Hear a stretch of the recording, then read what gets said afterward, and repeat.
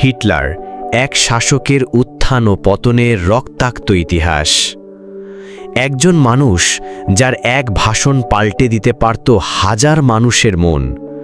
একজন নেতা যার আদেশে লক্ষ লক্ষ প্রাণ হারিয়েছে পৃথিবী থেকে। আজ আমরা জানব অ্যাডলফ হিটলারের সেই ইতিহাস যেটা পৃথিবী কখনো ভুলে যাবে না।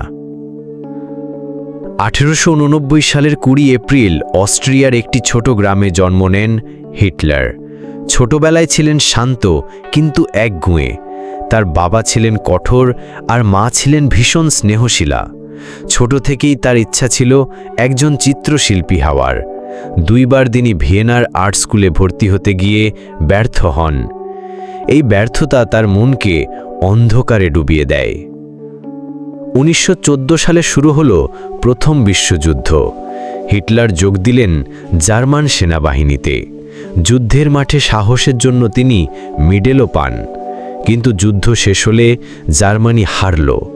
হার ও পরাজয়ের গ্লানি, অর্থনৈতিক সংকট এবং দেশের অপমান, এই সবই হিটলারের মধ্যে জন্ম দেয় এক ভয়ঙ্কর ভাবনা: জার্মানিকে আবার গৌরবময় করতে হবে।